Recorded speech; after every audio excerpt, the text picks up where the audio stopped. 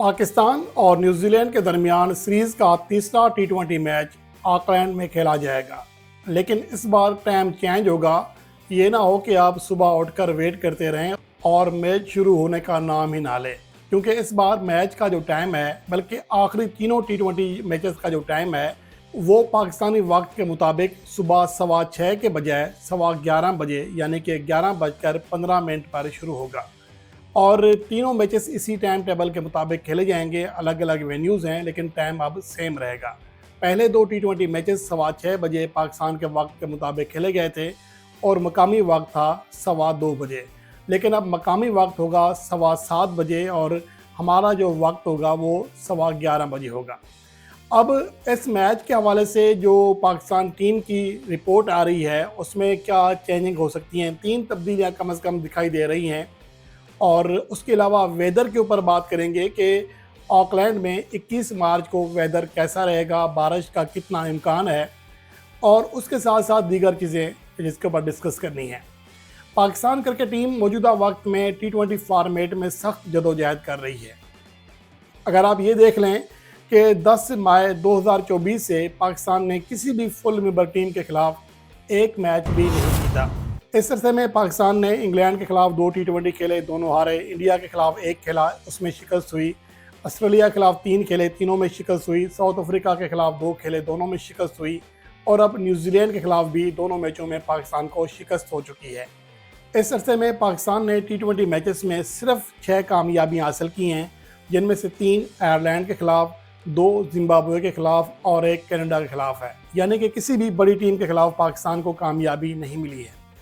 अब जो तीसरा मैच है जिसमें पाकिस्तान टीम उम्मीद कर रही है कि पहली कामयाबी मिल सकती है उसे फुल मेंबर टीमों में आखिरी 16 टी20 मैचेस के बाद। तो ऑकलैंड के हवाले से पाकिस्तान के लिए सिर्फ अच्छी खबर ये है कि ये न्यूजीलैंड के चंद उन वेन्यूज़ में से है जहां पाकिस्तान का ट्रैक रिकॉर्ड किसी हद तक बेहतर है। जबकि अगर ये न्यूजीलैंड के प्रोस्पेक्ट से देखें तो उनके लिए ये बदतरीन वेन्यूज़ में से एक है।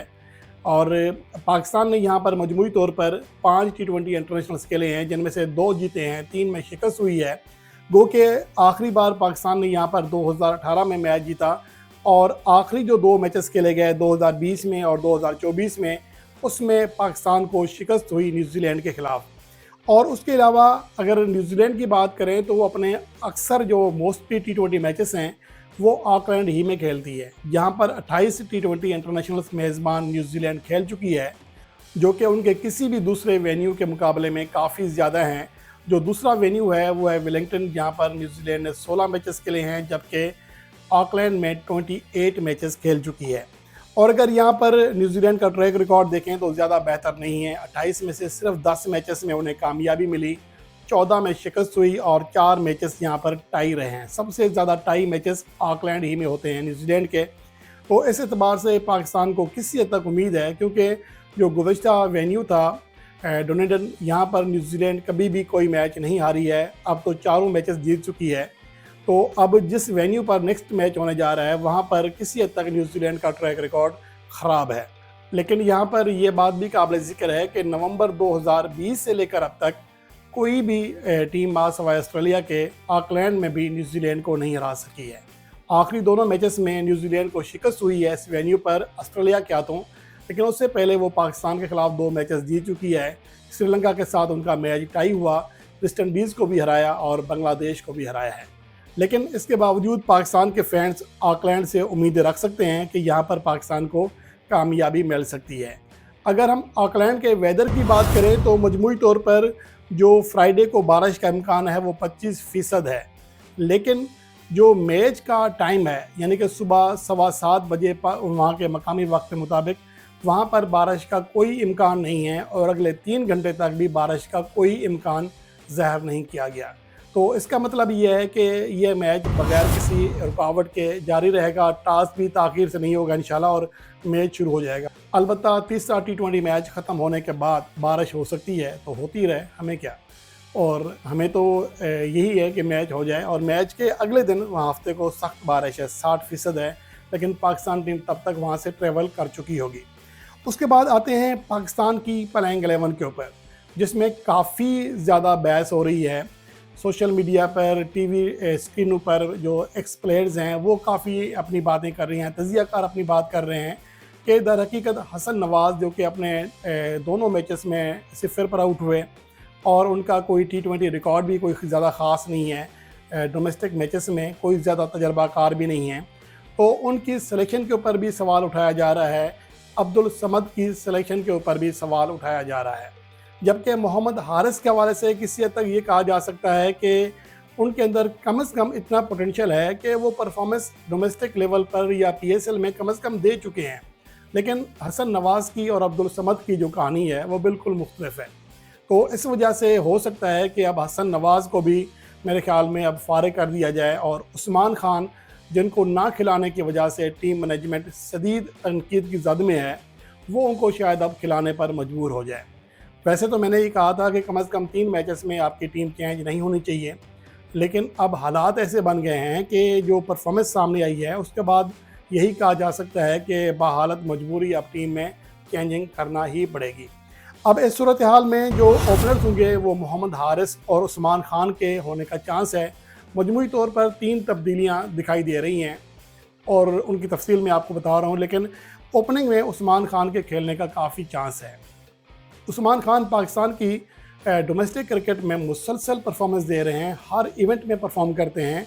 अगर उन्हें सपोर्ट करना है, अगर उन्हें वक्त देना है तो उन्हें देना चाहिए, जो कि सैम अयूब से भी बेहतर रिकॉर्ड रखते हैं। अलबत्ता तकनीक में सैम अयूब ज़्यादा बेहतर थे, जिसकी वजह से टीम मैनेजमेंट ज़्यादा भरोसा करती रही है सैम अयूब के ऊपर और बिलाखिर वो परफॉर्म करने में कामयाब हो गए हैं।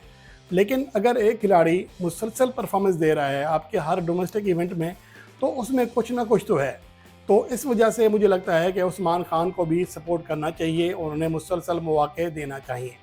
अब ओपनिंग में अगर हसन नवाज़ की जगह उस्मान खान आते हैं तो सलमान अली आगा जो पिछले मैचेस के लिए हैं तो तीसरे नंबर पर आएंगे, जिसके बाद चौथे नंबर पर इरफान खान है, 5वें नंबर पर खुशदिल शाह, 6ठे नंबर पर शादाब खान। शादाब खान की सिर्फ बैटिंग परफॉर्मेंस है, लेकिन बॉलिंग में तो उन्हें यूज़ ही नहीं किया जा रहा। लगता है ऐसा है कि सलमान अली आगा को भी शादाब खान के ऊपर भरोसा नहीं रहा, शायद ख़ुद भी बॉलिंग नहीं करा रहे या फिर वहाँ की पिचेस के लिहाज से, लेकिन वहाँ हमारे जो पेसर जिस तरह वहाँ पिट रहे हैं तो मुझे लगता है कि अब स्पिनर्स को बॉलिंग देना ही पड़ेगी। उसके बाद शादाब खान को बहरहाल वाइस कैप्टन है, खिलाना तो पड़ेगा।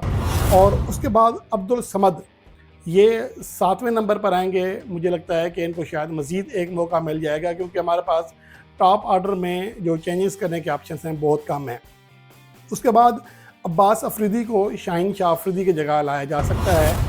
शाहीन अफरीदी बहुत ज़्यादा पिट रहे हैं, बहुत ज़्यादा मार खा रहे हैं और T20 वर्ल्ड कप 2024 के बाद मैंने जिस तरह आपके सामने स्टेट्स शेयर की हैं तो उनको T20 फॉर्मेट में बहुत मार पड़ रही है। तो इसकी वजह से मुझे लगता है कि अभी शाहीन शाह अफरीदी को आराम देना ही बेहतर है।